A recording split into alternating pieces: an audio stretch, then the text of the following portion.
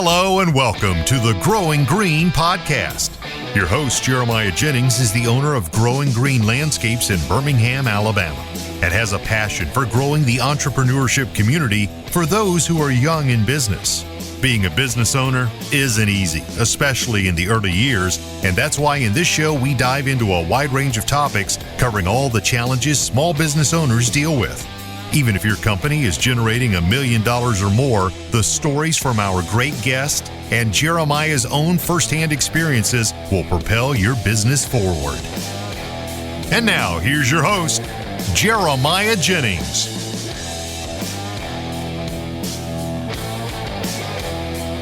What's up, guys? Welcome into the Growing Green Podcast. Thanks for tuning in to an episode today here. We are in Destin, Florida. Super excited to be coming to you today with a great new guest. Or it's not a new guest, returning guest. Brian Fullerton is here, poolside. How you doing, man? I'm doing good. The sun literally just peeked out. Like, as I said that. I've been shifting my chair, if you can't notice. Like Trying to get into it. It's wild. Like, it's a 60-degree environment down here, but the sun, when it's on you, feels instantly 10 degrees warmer. Yeah. And I like being warm. I like the sun. I love Florida. Especially this time of year. Oh, yeah. Back at home, they're actually getting 2 inches of snow. The guys are out plowing as we speak. Getting the dispatch, real time on the cell phone, which is really fun.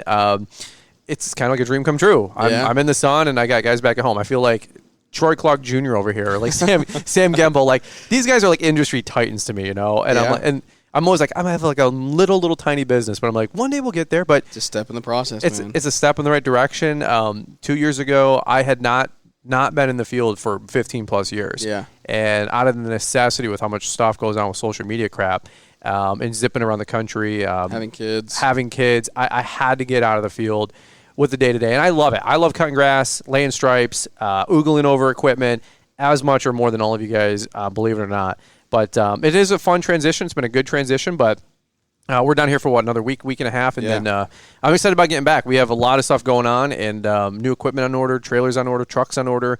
There's a lot of stuff to get back to. Yeah, it's wild. I mean, it's a wild time of year. We're coming up on spring rush. This is actually part 2 of a talk. We're continuing on box truck versus enclosed trailer, talk about dump trailers a little bit, utility, but it's a wild discussion right now. A lot of guys are buying trucks, trailers, equipment, like getting all this stuff geared up, ready to go for spring. Yeah. It's a big decision to make. You need to know what you're making. You need to be educated in that decision. So we just kind of want to run through. Part 1 is over on Fullerton Unfiltered Podcast, correct? Yes, sir. Came out today, same time. Should be same time, same day. So if you are listening, if this is part 2, then you really you could listen to this one and then go back and listen to part 1. Part 1 will give you a lot more context. Go check that one out first and then come back and just hit pause on this and then finish it. But, I mean, where were we going? I want to kind of continue the conversation and really just hop right in, like get to the meat and potatoes. Well, we talked about trucks, trailers, pushers, Isuzus, box trucks, utility trailers, dump trailers. Talk some snow, yeah. There's so much that goes into figuring out that ideal trailer setup. And I love watching on YouTube. We've got a YouTube channel where we've done dozens and dozens of videos on like trailer setup videos. And I love watching them because it gives me inspiration and ideas about where do I want to take my company. Like, the first thing I always suggest to people is figure out whoever's your guy, whoever's your guru. Figure out his business. Figure out that business. And if you want to emulate that, well, at least you have a roadmap. Yeah. You know, maybe you don't have one-on-one access with that guy, but you can follow them along on social or Instagram, or maybe, you know, they're active on Instagram and they can shoot some DMs back and forth. Most people are. Most people are pretty helpful. But you have to figure out, like you said, number 1, Jeremiah, what's your business? What's your business model? What are you trying to do? And then backfill with equipment, people, customers.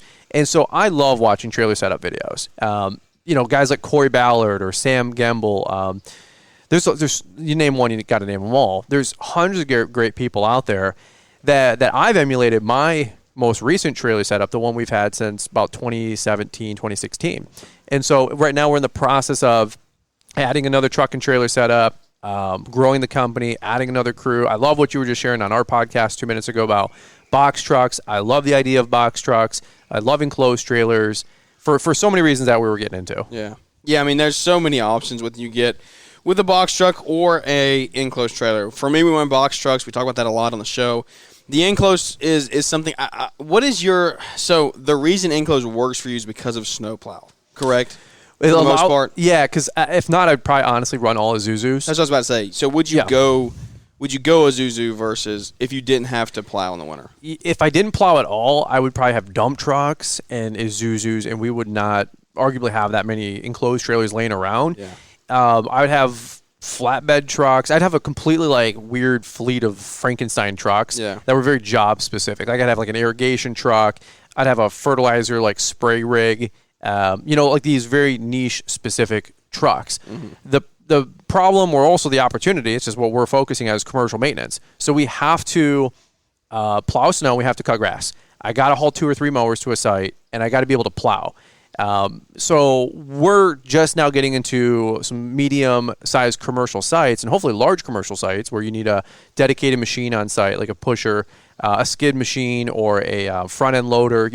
From John Deere to Cat, there's so many great options, and that's why I love watching Glacier Snow and all these different guys in the Midwest and North, whatever you call it, Midwest, in the Dakotas and whatnot, in Minnesota, Wisconsin. These guys have really perfected the snow game, So our struggle is we need trucks because we still are using plows, but we also need to pull mowers. We need trailers, and that was what we were talking about in show 1. It's like there's not really that happy medium, and that's what kind of stinks. So for right now, yeah, I'm married to trucks and trailers. I still think they look awesome. There's a lot of upsides on both, and it's more expensive, but I think you have the most versatility, if that makes sense, in your fleet. Like a box truck only would be great, or a Isuzu would be great, but you can't plow with those. Correct. So it's like it might be 20 or 30% more money, but it gives me maybe even 100% more opportunity, right? Because a whole nother season. Yeah, and also you have to look at box trucks. You have to look at it as like when your box truck goes down, if that's what you got, your mow rig's down for the day, and that's huge. That's true. Like when you're running a trailer setup, like you can go to U-Haul and rent a truck for a day if you have to, or a trailer, or a trailer, like either or. Yep. And so I guess you could rent a trailer if your box truck setup goes down, but then you're like, do I have a truck big enough to pull and all that crap? Like I never thought about that. That's another great. Oh, it's idea. 100% true. Like that happened to us this year. We got caught down 2 times, I think. We got caught with the box truck down. Just broke down. Yeah, just little stuff, and it would put us out a day or 2 days. So we'd have to hook my truck. I kept my original truck, and I have my personal truck. We'd hook the original truck up, and I still kept my utility trailer that I started with. Sure. That thing's invaluable to me. I could sell it for $200 now. I mean, it's just hanging on by a thread. But it's invaluable to me. Like, sure. I would never get rid of it. Right. And because of that, like, just be able to throw stuff on it. I can run a mow rig on it if I have to. Yeah, our utility trailer's been a backup for us. We have a 3rd trailer now in order, but our utility trailer, same thing. If the enclosed trailer's down for some reason or whatever, which we have contingencies on contingencies to make sure that thing is never down. Yeah. We are super preventative maintenance on it. We carry spare tires. We get it serviced annually, in the spring. It's as long as there's nothing catastrophic, like we get T-boned, it should be able to zip out the door. But I never even really considered that with the the kids are looking at us in the window right now. Hey, Kirby's hanging out. We need to do the obligatory, like when Zeke gets on the Kid Contractor podcast, or Levi, and they go, hey. Would Amy get mad if she came out here and had to go back in? Yeah, she would love to be in the pool. Nothing more than to be in the pool right now. So we'll see if we get there. The clouds are kind of a little overcast today, which kind of stinks poolside, but what are you going to do? But it's heated, though. This is the first place we've ever been. We were talking about that. Like, the first house we've actually rented that had a heated pool. I think we pay for the heat every time. Yeah, every time. And no pool's ever been heated. It's never actually been heated the right way. Yeah. If you guys are a 60, 70-degree pool person, shoot me a DM. And if you're an 80 or bust person, let me know. Because I need the pool to be at 80. If you want a hot tub. I can't do 60-degree pools. People go, it's refreshing. No, that's called a cold plunge. Okay. Yeah. I'm not a cold plunge. We're going to the neighborhood pool, by the way, and doing a cold plunge. There's no way that's happening. No, we're doing it. You couldn't pay me $50,000 to get into a cold plunge. Literally, we're doing 60 seconds, couldn't care less. Liz already signed you up. Not happening. Literally, I will send somebody a liaison I will fly Jake Meisner up here. Jake Meisner loves his cold plunge. He's got the plunge. He's got the neon sign. Have you seen his Instagram? It's like his Instagram is like the cold plunge dude or something like that. Bro, he's all in. He's like, it helps me with my anxiety and my stress, and he's totally drinking the Kool-Aid. He is the pool. Drinking the Kool-Aid. He is the pool, not the pool, the cold plunge enthusiast. Guru. He is totally that guy. No, we're going. We're going. That's fine, bro. You and Caleb are doing it. You can live in the land of make believe. Disney's not that far away. There's no way. I hate the cold, bro. Why do you think I'm in Florida? I'm not vacationing right now to do a cold plunge to Toronto again. No way. But back to trailers, man. I can stay in my enclosed trailer and stay warm in the winter, and stay out of the sun and the heat in the summer because we got some shade. But another benefit to those is I heard you talk about this on the webinar was you can actually fix lunch in there. You can eat lunch in there. Like, dude, there's a lot of versatility to get you out of the weather. Like if you get a 30-minute passing shower, go chill in the box. There's guys that I've seen have solar panels. Yep. I've seen guys with microwaves. Put inverters in there. Yeah, inverters. That's above my pay grade, but I'm sure it's not that hard to wire up. There's guys now, as you know, they're doing battery. Yeah. So they have the pick their brand from Steel to Crest to whoever. They'll have their power wall on the side of it. They'll have a plug on the exterior that once they pull it into the shop, they plug it in and all their batteries juice up overnight, which is wild to think about. I literally just got done with my pole barn, and I have a 240 on one side and another 240 up front, knowing that long term I'm probably going to have mowers or trailers. Yeah. They're going to get charged up just because all of the hand tool stuff is going EV or whatever you got to call it, electric, or battery. But yeah, that people have like their picnic tables that they slide out, the little collapsible like card tables. Mm-hmm. You get 4 folding chairs. If you're a landscape hardscape crew, and you're on the site you could just literally stay on site for 10 hours a day. Yeah.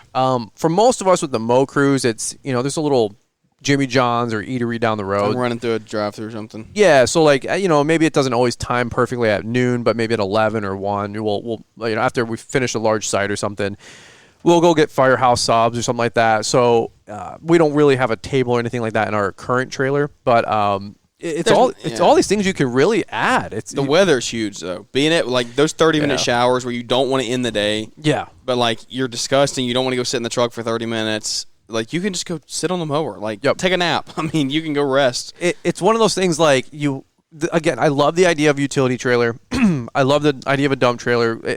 Dump trailers can have its own podcast show. Yeah. That's its own thing. Those are freaking awesome. I mean, everybody who gets one says, I wish I would have got it 5 years sooner. If you do any landscaping, you have to have a dump trailer. Yeah. Hands down. We don't have one just yet. We have our dump insert. Yeah. And if I could use my imagination and say, my gosh, like if I had twice the space or 3 times the space as our dump insert, I totally get it. And I'm sure we'll pick up one here pretty soon because we're getting into more landscaping, pruning, mulching, all this stuff. So we do need all that mess to haul stuff away. But really quick, my new trailer that we have on order, we have a 8.5 by 20 Sure Track on order right now. Yeah, dude, it's ridiculous. Like they're not cheap. First off, so of all the pros and all the singing praises about enclosed trailers and where it's at, from what you talked about on our show with vehicle wraps and signage and theft. What are you giving for a new? You want to know, dude? It's way more than I ever thought. Like 15? More than that. No way. Well, I went all in. This is like. The trailer I bought is the same kind of tier as that like Atlas with Sam would get or Brightview would get. Yeah, like the big ones. You got like tall ceilings. It's normal height on the Sure Track, but other brands you normally should or could upgrade. Yeah. I think you could even upgrade more on the Sure Track. What is it, 8.5? It's 8.5 wide, 20 deep. We got the 5K axle, so 10K axles. 10,000, yeah. We've got the extended tongue, the cabinets, the bench. I got E-Track zip through the wheel wells, the whole middle. If you guys are ordering a trailer like that, a Sure Track, or pick your brand, see if they can mount D-rings at least. Yeah. But if not, the E-Track the whole way down. It is 10 times easier, Jeremiah, to have that stuff installed from them. Yeah. Buy it and guys. Oh my gosh. Don't worry about do not waste your time putting that crap in. Pay somebody $500. Liz and I did that. Let them have it put in. Liz and I did that as a couple. Zipping holes in the floor. Oh my goodness! I had to get underneath on. You got 6 inches of clearance. Dude, besides probably getting divorced, it was the next closest thing. 80 degrees out. I'm dripping sweat. It's just or 30 and freezing. That too. We didn't have a shop or anything like that back then. But we had E-Track the whole way down. They have more robust sidewalls now. They close up the spacing so it's even more rigid. Lighting, LED lighting all over the place, interior and in the cabinets. Is there electrical by chance? Like you got plugs or anything? I don't think I have any plugs like that. I don't think they're there yet. That's probably an aftermarket. Yeah. No trailer racks from the brand that they use. I opted off because we're going to put our Equipment Defender ones in there. Yeah. But all in, I think it was like 21. Holy. Oh my gosh. Yeah. And I told the lady, I said, we might finance this thing just to keep some cash on hand, just because I've been spending a gob lately. Yeah. And she goes, well, rates aren't the best right now. I go, yeah, I know, 6 and 7. She goes, try 11s. Oh. I went, whoa. So I got to call my credit union once we get back home. You got to find something better than that. I was like, I'll do 5, 6, 7. You can get your own money for that. Yeah. Frankly, we could come up with some extra money, but I'm not spending 11, 12% money. There's no way. No. If you guys listening in, I try to get something down 4, 5, 6, 7s. Today's market, I know that's a tough question. That's solid, though. You get 4, 5, 6, 7s today. Yeah. Like, you're my doing truck okay. is 6. Yeah. Happy with it. Yeah, I think our new truck was 6, 6.5. Yeah. That's about the best you're going to get right now, unless rates come down. But all in, well, dude, that's just the trailer, right? But then I got that's crazy. Dude, I know. I got $1,500 in trailer racks. Another 2. I was curious what you were spending on your box truck for wrapping. Oh, easy $2,000 if you're wrapping. I'm thinking $2,000 to $4,000. 2 to 4, yeah. $2,000 for decals, $4,000 for a wrap. We might just wrap it. That's still out for debate. What color is it? Red. It's red with the chrome, accents and stuff like that. But it's not cheap. But here's the deal. This is what I said on that webinar with Mark. It's a rolling billboard. Oh yeah. When that thing's parked inside a subdivision for 6, 8, 10, 12 hours a day, or parked inside of some large commercial site, roadside, and people are driving by all day. Dude, that's a $4,000 banner just going down the road forever. Yeah. Like, look at what you would pay for literally, do your research. Call up a billboard company. It's $10,000. What would you pay for a billboard company to have? And you're in one location. Yeah, that's it. Most are $10,000, and it's like for a week or two. It's barely even for a month. Because my brother Adam used to buy them with the old company he worked with. Really? Yeah. So he told me some rates and stuff like that. The major thoroughfares back at home. Yeah. He's like, "How much do you think for that one?" I go, "Dude, I don't know." Like all those new LED ones. Yeah. They're not switchers cheap. And stuff. Yeah, they're not cheap. So again, I'm not here to convince anybody on getting an enclosed trailer. But if you guys are looking for it, we're just trying to make this a fun resource for you guys on this one. You have to have. I mean, it is well worth the investment. You have to make the investment early in your company. It's not going to be easy. It's not like that's a gob of money to give, and that's why there's so many tangents you going off of this. Like, this is why you raise your rates. This is why you know your numbers. This is why you make sales. Like, because it costs money to do business. Yep. We're in it to make money, not to lose money. And so I feel like too many guys are losing money. It's kind of scary, but I think that there's a big shift in the industry this year. Know your numbers has been kind of the hot topic the last 2. I think we're really getting into I heard you say that on your other show on Monday. Yeah, Monday or Tuesday. I think that's what it's Wednesday. been. It's been know your numbers, know your numbers. Now it's let's really dissect numbers. Let's really get into it. Really, really know them. Have you dropped the news on what you're graduating to? No, we haven't even done that yet. Another show for another time. Yeah, we'll do that maybe next week. But we'll probably do a whole show on that. Me, you, and Caleb. We could, yeah. I love that. That would be a fun talk. Yeah. This phantom business, this phantom gray area, this guessing game needs to go. It's got it. We have, and it's our job to help people get through that. Yeah, myself included. I'm feeling like that's a calling. We have to fix that. This trailer, I feel more comfortable purchasing it than I ever have before, based on what we're working with software-wise and some other great coaching and help and mentorship. Which I'm really excited about cracking that egg open. If we do get the time, that could be a good 2-hour podcast. Yeah. That we'll do a fireside chat because those are always the most casual ones. Yeah. But you have to spend money to make money, Jeremiah. You know how it goes. And it's not easy spending what we're about to. Me and you're both about to spend on this crap. A lot. It's a gob. Yep. It's not easy, and we're cutting grass mainly. Mm-hmm. But you have to if you want to actually grow. You have to make the investments where it's necessary. Look, man, we went to Publix the other day, and our grocery bill was $400. We've been on vacation for 4 days, and we're $1,000 deep. $100. Yeah. So anybody that thinks that they're just going to take their foot off the gas and your life is going to get more cheap, I guess, or less expensive, I don't care if Trump gets in office or not, or pick your guy. Dude, life is expensive. It's always going to be expensive. You are going to be tasked with growth. If you really want to succeed, profit, make money, you have to know your numbers. You have to make investments. I'm talking to myself, by the way. So that's what we're excited about doing. We're rolling the dice. We're excited about growth, and hey, it's always about growing. That's the right. Growing Green Landscape Podcast, right? That's right, man. That's right. You put the grow in Growing Green. That's right. Well, there's your tease, guys. A lot more content coming to you here in the next little while. We love bringing out shows 3 times a week. It's always an honor to have guests like you on, Brian. Where can they find you if they want to hear more from you and hear part 1 of this talk? Yeah, man. Appreciate the time. Fullerton Unfiltered Podcast is where you guys can find the podcast. YouTube at Brian's Law Maintenance. And then if you guys ever need training, documents, contracts, postcard designs, employee handbooks, and so much more, we have those at lawnpreneuracademy.com, which has been just a tremendous resource for the industry, and we're really sincerely trying to help people elevate, their professionalism in the industry. So if you guys are putting out commercial bids and contracts or lawn agreements and you're struggling with that stuff, go to entrepreneuracademy.com. We've got a bunch of resources there for you guys. And by the way, I think promo code podcast does save you 10%. So punch that in and save some money along the way as well. But yeah, dude, thanks so much for having me on the show. And don't forget to check out part 1 of this on the Fullerton Unfiltered podcast, where we're just a little bit more casual, breaking the ice, and got into some tail-end conversation with Jeremiah and box trucks, which was really fun. It was really insightful. Yeah, man. Super good show. Go check it out, Fullerton Unfiltered. We look forward to catching up with everybody here on the next one. It's an honor to come to you, like I said, 3 times a week. So thanks, guys. We'll catch you here on the next one. Thanks for tuning in to the Growing Green podcast. It is an honor to have you listening, and we hope you receive valuable advice to help take your business to the next level. Don't forget to follow the podcast so you'll be notified when our next episode drops.